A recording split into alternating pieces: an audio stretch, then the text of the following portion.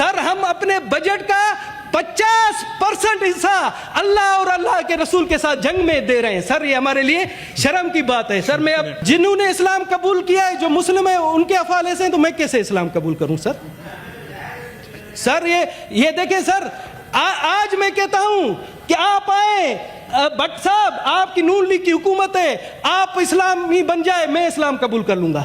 کہ کافی سالوں سے میں دیکھ رہا ہوں کہ پاکستان کا آدھا بجٹ سود کی نظر ہو رہا ہے سر, آدھا بجٹ. اب سر میں جب کوئی قرآن پاک کی آیات کوٹ کرتا ہوں تو پتہ نہیں سر, نہیں فتویٰ تو نہیں آتا ہے, میں حقیقت بتاتا ہوں.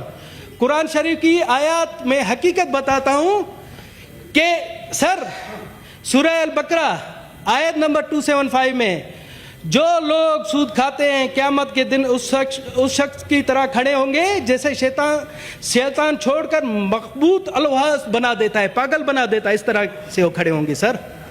سورہ البقرہ 278 میں اے ایمان والو اللہ سے ڈرو اور جو سود باقی رہ گیا اسے چھوڑ دو اگر تم مومن ہو, پھر اگر تم نے ایسا نہ کیا تو اللہ اور اس کے رسول کی طرف جنگ کے لیے تیار ہو جاؤ سر.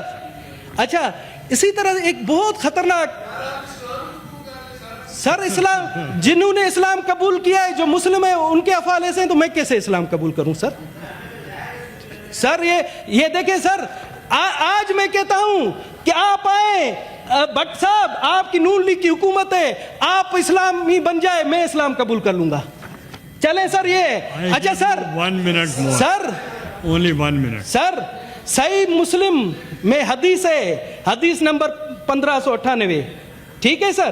حضرت جابر رضی اللہ تعالیٰ عنہ سے روایت ہے کہ حضور پاک صلی اللہ علیہ وآلہ وسلم نے سود کھانے والے, سود کھلانے والے, سود لکھنے والے اور اس کے گواہوں پر لعنت فرمائی ہے سر. پھر بھی ہم اپنے بجٹ کا 50% حصہ اللہ اور اللہ کے رسول کے ساتھ جنگ میں دے رہے ہیں سر. یہ ہمارے لیے شرم کی بات ہے سر.